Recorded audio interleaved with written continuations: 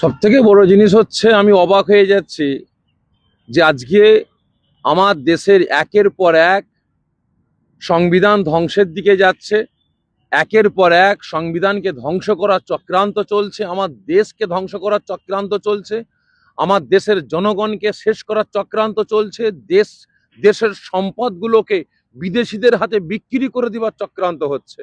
আজকে সেই সংবিধানকে রক্ষার স্বার্থে আমরা যখন এই ব্রিগেড মাঠে আমরা লক্ষ কণ্ঠে আমরা সংবিধান পাঠের সিদ্ধান্ত নিয়েছিলাম, নেওয়ার পরে যখন আমরা গিয়েছিলাম সেনা আধিকারিকদের কাছে, অফিসারদের কাছে, তেনারা আমাদের আশ্বাস দিলেন যে ঠিক আছে, আপনারা মহান উদ্যোগ নিয়েছেন, অবশ্যই আপনারা পারমিশন পাবেন। কিন্তু আজকে যখন আমাদের ওনারা চিঠি করলেন, আজকে আমাদের ডেট দিলেন যে আপনারা আসুন, আপনাদের সঙ্গে আমরা মিটিংয়ে বসতে চাই। তা সেনা কর্তারা আমাদের সঙ্গে বসলেন।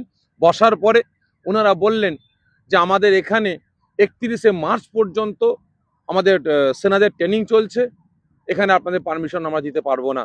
আমি তখন বললাম যে সাহেব, একটা দিনের মামলা, যদি প্রয়োজন হয় আমরা রাতে এখানে মঞ্চ বাঁধবো। একটা দিন রবিবার সরকারি ছুটি আছে, আপনাদেরও ছুটি আছে, ওই দিন আমরা এখানে লক্ষ কণ্ঠে সংবিধান আমরা পাঠ করব। তার সাথে সাথে এখানে আমরা দাঁড়িয়ে প্রত্যেকটা স্কুল কলেজ, প্রত্যেকটা জনগণের কাছে আমরা আমার দেশের সংবিধানটাকে পৌঁছে দেওয়ার আমরা আহ্বান করব। আমরা দাবি তুলব সরকারের কাছে যে আমার দেশের সংবিধানটা ক্লাস 5 থেকে নিয়ে, মানে 5 থেকে এই সংবিধানটাকে পড়ানো হোক। কারণ আজকে আমরা সংবিধান রক্ষার জন্য আজকে আমরা এখানে হাজির হয়েছি, কিন্তু এখানে আমরা দেখলাম যে আমাদের এখানে পারমিশন দেওয়া হলো না। আমাদের বলা হলো যে আপনাদের সময় দিচ্ছি, আপনারা ভেবে দেখুন, হয় শহীদ মিনার বলুন আমরা দেবো, আরো কয়েকটা মাঠ বললেন সেখানে দেবো, কিন্তু ব্রিগেড এখন দেওয়া যাবে না 31শে মার্চের আগ পর্যন্ত। কারণ 31শে মার্চের পরেই বা মার্চ মাসেই ইলেকশন ঘোষণা হয়ে যাচ্ছে, তখন আমরা পাবো না। তারপরে প্রচন্ড রোদ, ঝড় পানির সময়, তখন আমরা এমনিতেই সভা করতে পারবো না। এদের না দিবার ভান। এখানে লক্ষ কণ্ঠে গীতা পাঠ হবে, অসুবিধা নাই, কিন্তু লক্ষ কণ্ঠে সংবিধান পাঠ এখানে সমস্যা।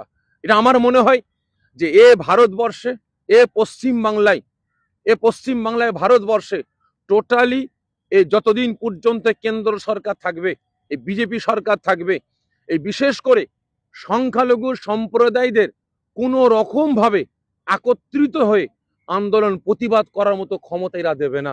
আজকে সেই লাইনেরা হাঁটছে। তোমরা ছোট ছোট করে আন্দোলন করো, আমাদেরকে বলছে আপনারা লক্ষ কণ্ঠে যখন সংবিধান পাঠ করবেন শহীদ মিনারে 3 দিন ধরে করুন না।